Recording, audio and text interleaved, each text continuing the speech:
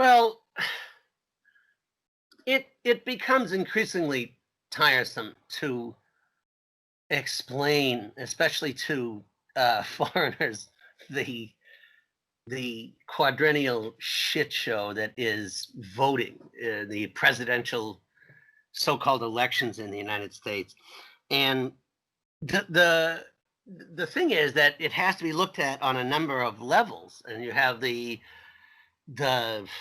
kind of overarching level, which is there is no democracy. There are no elections in the same way that people around the world would recognize the term. This is just a circus. It's like a dog and pony show to convince the general populace that they actually live in a functioning democracy, when what they really are in is an oligarchy, where these two fake so-called parties, which are just wings of the ruling class, choose candidates and slug it out and pretend there's um, this big showdown every 4 years or every 2 years or whatever.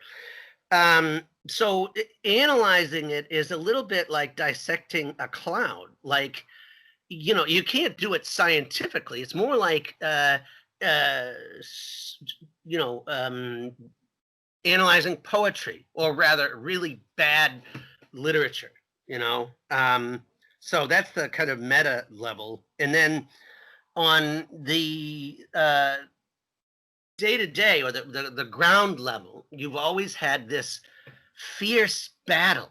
It looks like a real election, that one party is accusing the other of fraud and vote, so then you get this thing like Trump tweeting that there's so much fraud. There's no evidence in this country or anywhere else that mail-in voting results in a significant amount of fraud. In fact, voter fraud itself is fairly rare. Electoral fraud is rampant from the first level that I just said, which is nobody really has any control over these candidates. They're controlled by billionaires who spend literally billions of dollars to convince the public that the other guy wet his bed when he was 7, and that's the meaning of democracy in the United States.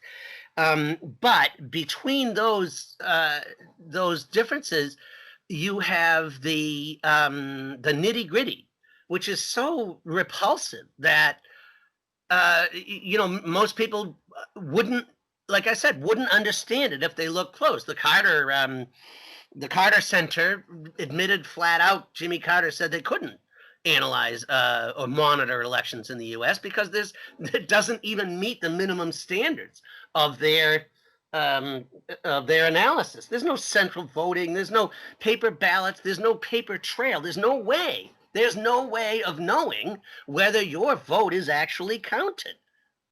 Now, that's shocking when you just think of it. You see video of people voting all over the world, and what do? They all have these big lucite boxes in which people are checking off the candidate of their choice and sticking it in the bin. That doesn't happen anywhere in this country. Doesn't happen. And so now you have these tricks that both parties use, and for the most part, the Republican Party is more guilty than the Democrat Party, if only because they are wedded to the oligarchy in slightly tighter ways. Like the two companies that own most of the voting machines and the proprietary software that goes with that are both, owned by right-wing oligarchs, and that's obviously going to tilt more to the right rather than the pseudo left, which is what the Democrats represent.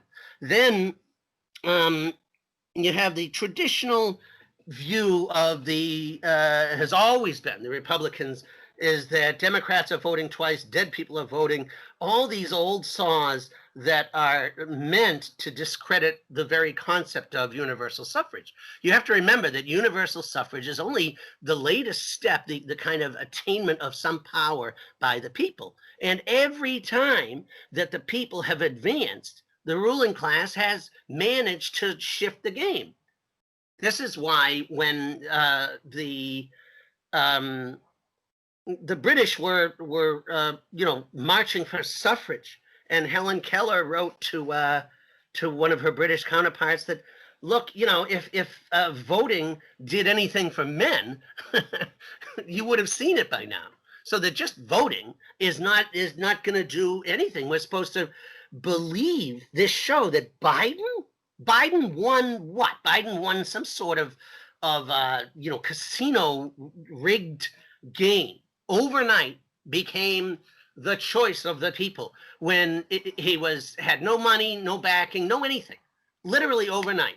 And that's the real story of this election. We can talk about Trump, we can talk about, but the real only big thing about this election is that the Democrat establishment, the power brokers, were much more afraid of losing to a milquetoast social democrat like Sanders than they are of losing to Trump. They would rather lose to Trump than lose to the so-called left of their own party. And look at that.